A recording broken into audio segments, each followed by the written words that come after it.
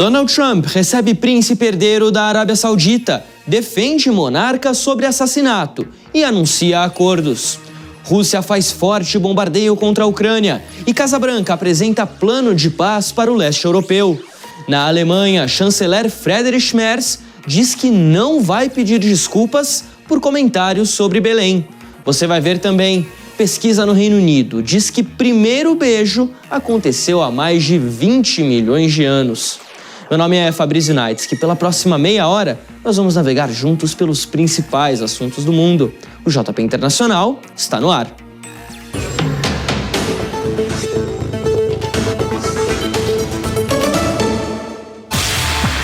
Olá, seja muito bem-vindo, seja muito bem-vinda. O JP Internacional de hoje já está no ar e a gente começa o programa dessa semana falando sobre reputação.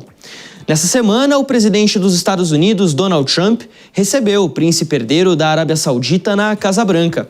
E a visita de Mohammed bin Salman pode ser considerada um sucesso.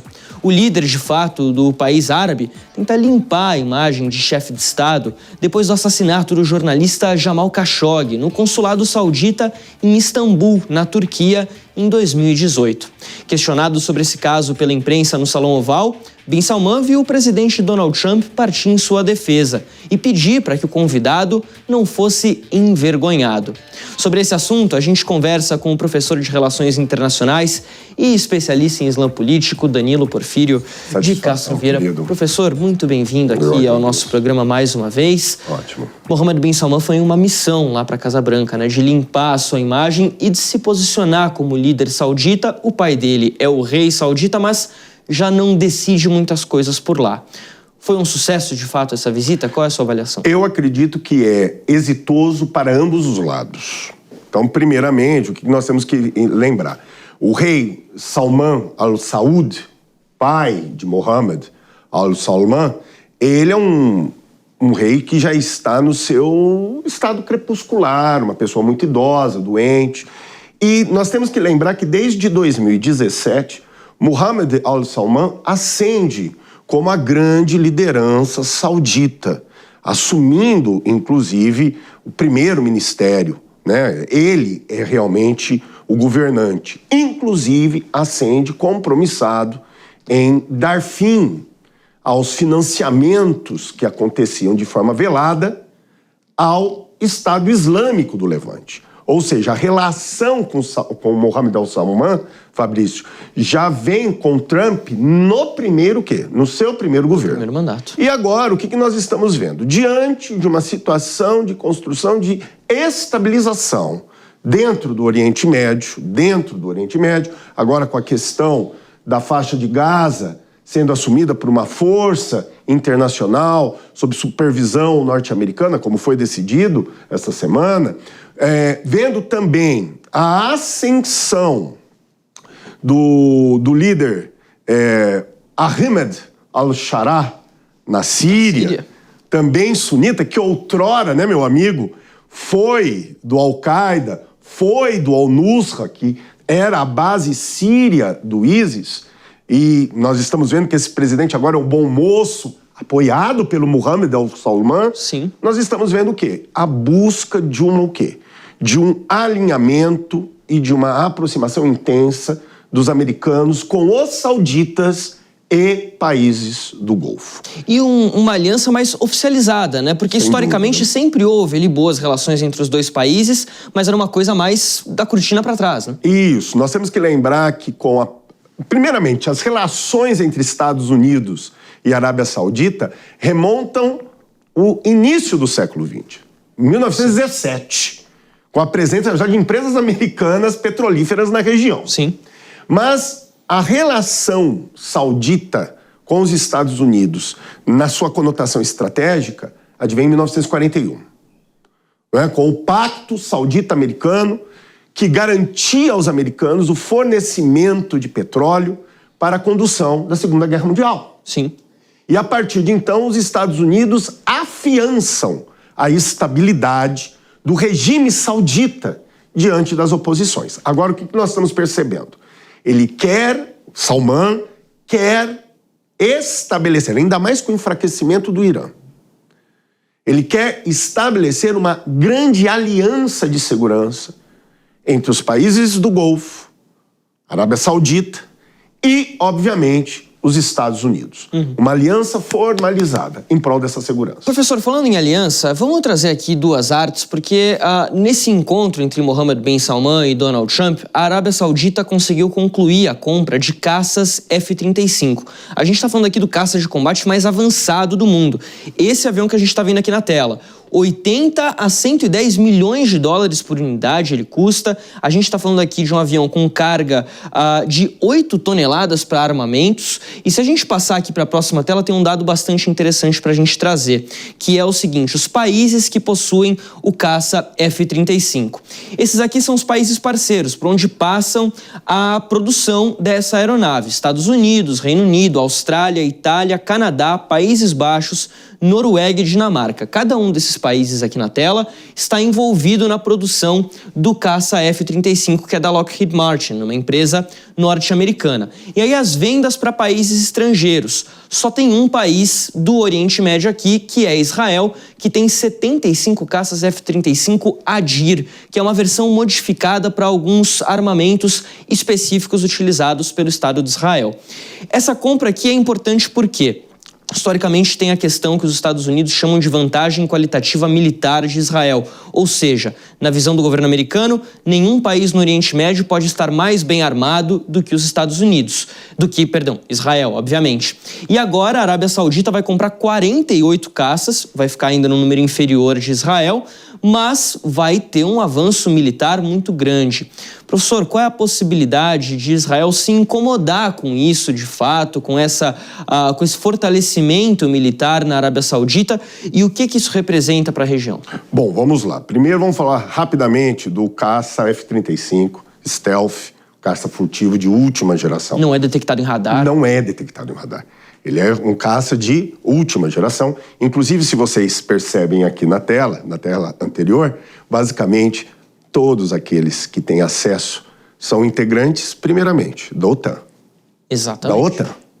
Segundo, os outros aliados do Extremo Oriente, Japão e Coreia do Sul, são o quê? Aliados estratégicos contra duas ameaças. Uma ameaça potencialmente, vamos dizer, intensiva ali. Temos uma preocupação, que é a Coreia do Norte, mas também temos a China. Sim. Ali é um ponto. E, obviamente, a questão da segurança de Israel, que eu chamo sempre de, vamos dizer, a grande outdoor, o grande outdoor do Ocidente. Perfeito. Ali no Oriente Médio. Sim. Né? Mas voltamos a 2017, só para entendermos isso. Trump não esteve com Salman só para ouvir o príncipe regente, mas também para reafirmar interesses vinculados ao Pacto Abrâmico. Sim. Pacto Abrâmico explicitamente constituído entre os países do Golfo e Israel, implicitamente já com a Arábia Saudita, Fabrício. Porque lembre-se que os elos, vamos dizer, as linhas comerciais, principalmente aéreas, perpassam pelo território saudita. Sim. E agora, com o quê? Com o ânimo do Trump nessa reestabilização da região, em o quê? Em reaproximar os países do Golfo e a Arábia Saudita de Israel, o recado é claro. A Arábia Saudita não é uma ameaça imediata, uma ameaça preocupante à segurança de Israel. Ainda mais com um futuro tratado, uma futura aliança com os americanos, nós vamos o quê? Ratificar um alinhamento dos sauditas, que tem muito interesse econômico com Israel. Sim. Tem muito interesse econômico, vai alinhar o quê? Os interesses sauditas com os interesses israelenses, inclusive contra um inimigo comum. E aqui a gente está falando, professor, desse pacto abraâmico, que é a questão que, a princípio, deu origem à invasão do Hamas em Israel, né? A possibilidade dos países fecharem acordo, a Arábia Saudita e Israel, fez o Hamas, pelo menos, acelerar a preparação para o ataque no território israelense. É isso que dizem as fontes de inteligência da região. Tanto que eu disse, o inimigo comum é quem? O Irã. Sim. O Irã que foi o grande fomentador dos atos do Hamas. para impedir essa aproximação que, em tese, na época, poderia desestabilizar a hegemonia regional no arco xiita por parte do Irã. Claro que o tiro saiu pela culatra e nós estamos vendo a reaproximação de sauditas, americanos e israelenses. Professor, a gente está caminhando para o final desse assunto. Eu queria entender aqui uma outra questão. Tá. A Arábia Saudita, como que ela tem se posicionado internacionalmente? Porque, incluindo nessa questão da compra do F-35, havia um temor da própria defesa dos Estados Unidos, do Pentágono, de que a China pudesse roubar informações em relação a esse caça, porque a China tem boas relações com a Arábia Saudita. A Rússia também tem boas relações com a Arábia Saudita. A Arábia Saudita tem um temor envolvendo a política norte-americana por ser algo ali muito fluido, vamos dizer assim. As relações com o governo Biden não eram exatamente assim tão boas. Biden chegou a chamar Mohammed bin Salman de pária internacional por conta da morte de Jamal Khashoggi. Sim. Quer dizer, Donald Trump, no primeiro mandato, retira os Estados Unidos do tratado nuclear com o Irã, que também preocupou os sauditas. Então, dá pra gente dizer aqui que a Arábia Saudita está tentando se precaver, fazer uma política internacional pendular, vamos dizer assim? É uma política de... Eu não vou dizer também que é uma política de não alinhamento, mas é uma política de composição de interesses. Certo. Entre China, tanto que a Arábia Saudita não faz necessariamente parte, mas é, de alguma maneira, associado aos BRICS. Sim. Né? Associado aos BRICS. Tem uma boa relação com a Rússia, mas eu insisto em duas questões. A primeira, a histórica relação, vamos dizer, relação de cumplicidade entre Estados Unidos e Arábia Saudita. E o segundo ponto, que também é importantíssimo. A Arábia Saudita e os países do Golfo são imprescindíveis para a construção da linha, ou melhor, vamos dizer, do grande caminho oriental, a rota da seda ocidental, que liga, inclusive aproximando para essa influência americana, os indianos, a Índia, sim, criando o quê? Uma alternativa contra as pretensões econômico-comerciais da China. Quando você falou esse rota da seda, Paulo Maluf está bem orgulhoso dessa rota. Professor, tem a questão, né? Para os Estados Unidos, a defesa da Arábia Saudita também é importante para garantir que esse fluxo de petróleo continue girando, né? Claro, e não só a questão hoje do petróleo. O pacto saudita-americano já afiançava essa questão. O que nós temos que ver é que o Oriente Médio, principalmente os países do Golfo, mudam a sua realidade, se tornando em grandes centros financeiros e grandes pontes de relação econômica entre o Extremo Oriente, a Ásia Central e o Ocidente. Já pensando num planeta pós-petróleo? Um pouquinho? Podemos pensar na busca de alternativas, não é? Estamos vendo aí a COP30, perfeitamente, não é? Mas ainda esse processo de transição para esse tipo de fonte energética ainda vai demorar um tempo. Bom, vamos mudar de assunto aqui no JP Internacional. O governo dos Estados Unidos retomou os contatos e entregou uma proposta de um plano de paz para encerrar a guerra entre a Rússia e a Ucrânia lá no leste europeu. O texto tem 28 pontos e, em resumo, confirma garantias de segurança à Ucrânia, que deverá manter um limite de 600 mil militares nas Forças Armadas, o acordo para não presença de tropas da OTAN no território ucraniano, a reentrada da Rússia no sistema econômico global, a promessa de não expansão da OTAN e de eleições na Ucrânia em 100 dias. Mas, ao mesmo tempo, o plano também confirma que os territórios da Crimeia, Luhansk e Donetsk vão passar completamente ao controle russo. Trump deu à Ucrânia até o próximo dia 27, na próxima semana já, para responder à proposta. E Vladimir Putin já avisou que se Zelensky não aceitar, a Rússia vai atrás de ainda mais territórios na região. Professor, Zelensky já havia falado desde o começo da guerra que não queria entregar território para a Rússia. Agora ele está contra a parede e tem um prazo para responder a essa proposta. E aí? Bom, a segurança da Ucrânia, de alguma maneira, em termos logísticos, está afiançado pelos norte-americanos e não necessariamente pelos europeus. Não é? Então, os recursos e os armamentos vêm dos Estados Unidos. E os Estados Unidos, ainda mais o governo Trump, têm uma grande simpatia pela personalidade de Vladimir Putin. Certo. Tanto que nós estamos vendo o quê? Uma ação, que eu posso até dizer unilateral, e é isso que eu gostaria de levantar, Fabrício. O Trump tenta reacender, reavivar posturas históricas que atribuem aos Estados Unidos a causa da sua hegemonia. Entre eles o quê? As ações unilaterais e bilaterais. Tanto que nós vimos essa semana, ontem inclusive, os ministros das relações exteriores europeias se reunindo de forma emergencial e advertindo que a Europa tem que ser chamada ao quê? A participar desse acordo. E, diante dessa realidade, Zelensky não tem muita escolha.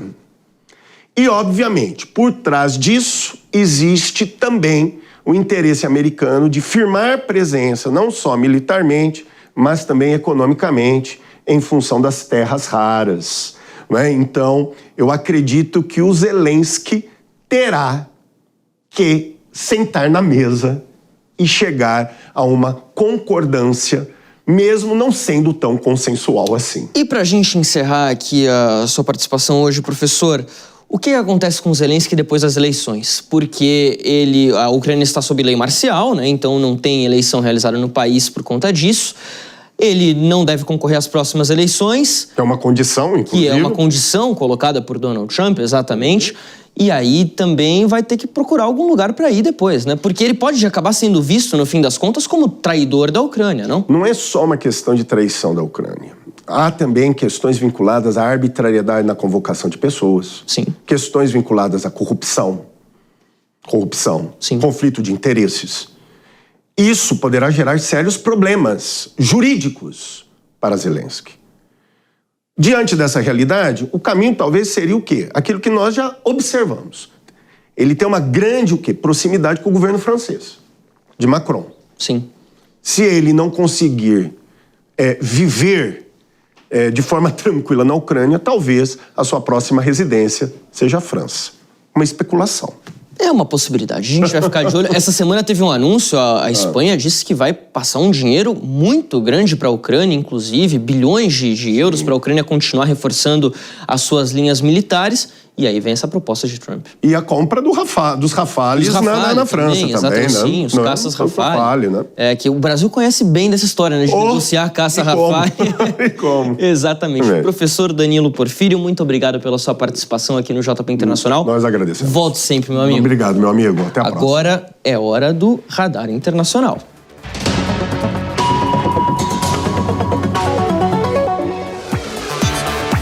Radar Internacional chegando para a gente conferir tudo que foi manchete ao redor do mundo nessa última semana, e a gente vai começar pelo Oriente Médio.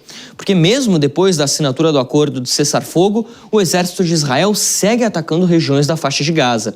Na quarta-feira, o enclave viveu o dia mais mortal desde o início da trégua, com 27 mortes. Na quinta, foram outras 5 pessoas. Já na sexta, o exército confirmou a morte de mais 5. Os números vêm na mesma semana em que o Conselho de Segurança da ONU aprovou uma resolução que fortalece o plano de paz para a região apresentado por Donald Trump, mas com ressalvas de ministros israelenses, principalmente da ala mais extremista, que acreditam que esse plano vai acabar gerando a criação de um Estado palestino. E depois de mudar de opinião sobre o caso, o presidente Donald Trump assinou a lei que exige que o Departamento de Justiça torne públicos os arquivos do caso Jeffrey Epstein. O texto foi aprovado quase que por unanimidade na Câmara dos Deputados e no Senado, após o presidente mudar de postura em relação aos documentos. Trump segue afirmando que não tem envolvimento algum com Epstein, mas os e-mails divulgados na última semana por um comitê democrata dizem que o republicano sabia das garotas envolvidas no esquema de prostituição e abuso sexual. A gente vai falar agora sobre COP, hein? Porque a COP31, no ano que vem, deve ter mudanças. Segundo fontes, um acordo foi selado entre Turquia e Austrália para alterar a sede do evento em 2026, que deveria ser lá na Oceania. Agora os países precisam decidir quem é que vai liderar as negociações daqui para frente e onde serão realizadas as reuniões prévias à conferência. A princípio estava tudo marcado para a Austrália e, se não houver consenso entre os dois países nessas questões, a COP31 pode acabar voltando para Bonn, na Alemanha, ex-capital alemã, inclusive, onde fica a Secretaria do Clima da ONU.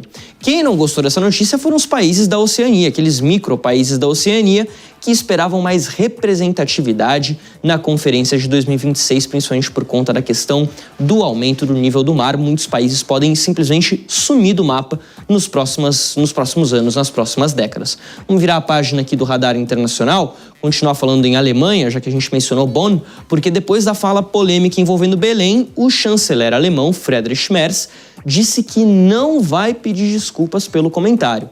O chefe de Estado alemão disse que não vê nenhum dano às relações diplomáticas entre os dois países e ainda disse que espera se encontrar com Lula na reunião do G20 na África do Sul e que o presidente brasileiro vai aceitar que a Alemanha é um país mais bonito. Aí a gente chega naquela questão, né? Uma coisa é o cara não gostar de Belém, faz parte. Gostar ou não gostar faz parte. Agora, um chefe de Estado se posicionar da forma que Friedrich Merz se posicionou, dá pra gente dizer, né? Ele falou Merz.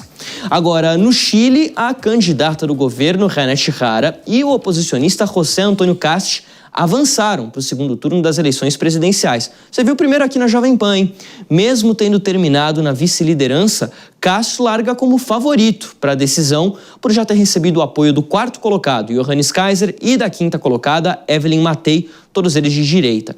Quem surpreendeu nas urnas foi o centrista Franco Parisi, com quase 20% dos votos, o terceiro colocado, 4 pontos percentuais abaixo de Cast. E isso pode dar um pouco de esperança para a esquerda com as eleições do próximo dia 14 de dezembro, caso eles consigam desenhar, costurar algum tipo de acordo, o que ainda não é exatamente muito provável. A gente segue falando de América do Sul. Segundo o jornal The New York Times, o presidente da Venezuela, Nicolás Maduro, ofereceu renunciar ao cargo daqui 2 anos como forma de evitar uma invasão, um conflito com os Estados Unidos. A proposta foi rejeitada pela Casa Branca, que considera isso tempo demais para que Maduro permaneça no poder. A publicação diz que Trump já autorizou a CIA a conduzir operações no território venezuelano e que o presidente teria uma lista de possíveis alvos para ataques dentro do país sul-americano. Mas Trump também orientou a equipe a reabrir os canais de comunicação com a Venezuela e pode optar por uma solução negociada para a região, que seria, do ponto de vista econômico, diplomático, aliás, de todos os pontos de vista, muito melhor do que uma guerra, principalmente aqui num país vizinho ao Brasil. O Radar Internacional captou isso tudo essa semana e na semana que vem, com certeza, ele volta com muito mais.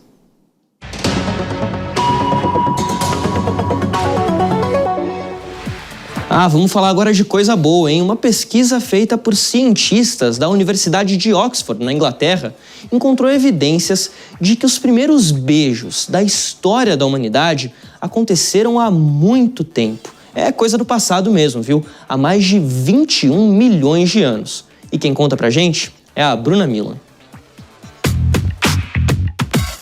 É bastante comum entre humanos, visto em muitos casos entre animais. Mas agora, a questão é sobre a data do primeiro beijo. A pesquisa, divulgada na revista Evolution and Human Behavior nesta semana, foi a primeira a avaliar uma chamada perspectiva evolutiva ampla para examinar os beijos.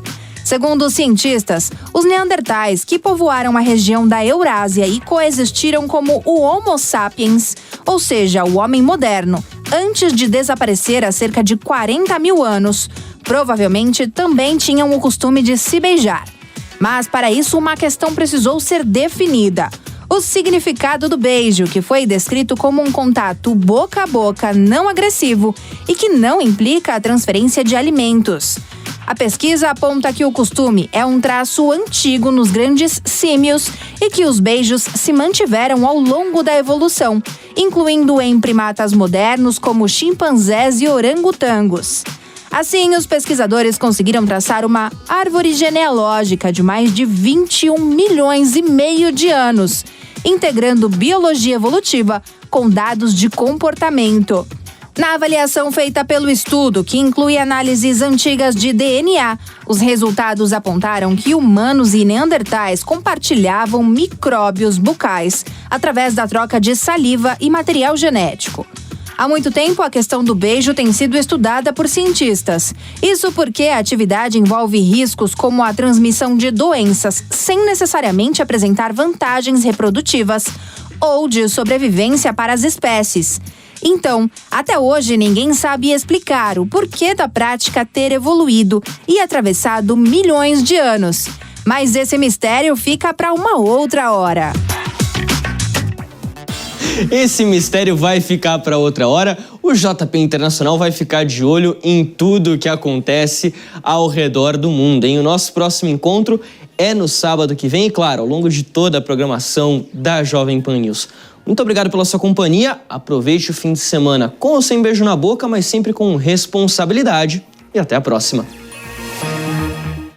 A opinião dos nossos comentaristas não reflete necessariamente a opinião do Grupo Jovem Pan de Comunicação. Realização Jovem Pan.